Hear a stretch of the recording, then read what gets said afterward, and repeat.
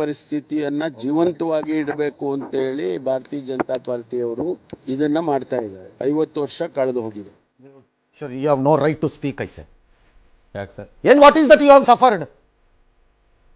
ತುರ್ತು ಏನ್ ಪರಿಸ್ಥಿತಿ ಸಫರ್ ಮಾಡಿದ್ದೀರಿ ನೀವೆಲ್ಲ? ಈಗಿನ ಜೀವಂತವಾಗಿ ಇಡುವುದಕ್ಕೆ ಬ್ರಾಹ್ಮಣರು ಅಂದರೆ ಹೀಗೆ ಅಂತ ಜೀವಂತವಾಗಿ ಇಡುವುದು 3000 ವರ್ಷದಿಂದ ಆಗಿದ್ದ ಕಥೆ ಹೇಳ್ತಾನೆ ಇವಾಗ. ಅದು ಜೀವಂತ ಅಲ್ಲ. ಸ್ವಾತಂತ್ರ್ಯ ತಂದಿದ್ದೇ ನಾವು ಅಂತ ಜೀವಂತವಾಗಿ ಇಡೋದು. ನೀವು ಅಲ್ಲ ತಂದಿರೋದು ಕಾಂಗ್ರೆಸ್ನವರು. ಒರಿಜಿನಲ್ ಕಾಂಗ್ರೆಸ್ ಪಾರ್ಟಿ ಈ ಪಾರ್ಟಿ ಅಲ್ಲ, ನಾವೇ ತಂದಿದ್ದು ಅಂತ ಜೀವಂತವಾಗಿಡುವುದು.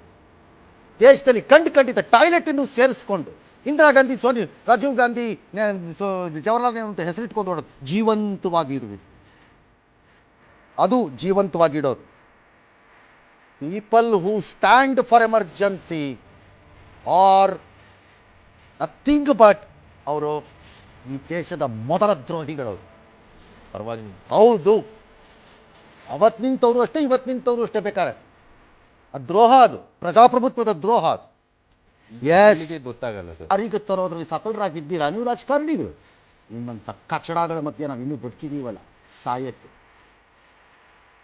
ಮಹಾತ್ಮ ಗಾಂಧಿ ಹೆಸರು ಹೇಳಿಕೊಂಡು ದಿನ ಬೆಳಗಾದ್ರೆ ಅನ್ನ ತಿಂತೀರಲ್ಲ ಕಾಂಗ್ರೆಸ್ನಲ್ಲಿ ಕೆಲವರು, ಎಲ್ಲರೂ ಅಲ್ಲ. ಗಾಂಧಿ ಹೇಳಿದ್ದೀನಿ ಒಂದಾದ್ರೂ ಫಾಲೋ ಮಾಡಿದ್ದೀರಾ ನಿಮ್ಮ ಜೀವನದಲ್ಲಿ? ಯೋಗ್ಯತೆಗೆ what sort of a fellows you are? ಎಮರ್ಜೆನ್ಸಿದು ಮಾತಾಡಬೇಡಿ. ಬಹಳ ಜನ ಬಹಳ ಸಫರ್ ಆಗಿದ್ದಾರೆ ಅದರಲ್ಲಿ. ಸಂಬಂಧವಿಲ್ಲದೆ ಇದ್ದವರು ಸಫರ್ ಆದರು, ಹೋರಾಡಕ್ಕೆ ಹೋದವರು ಸಫರ್ ಆದರು.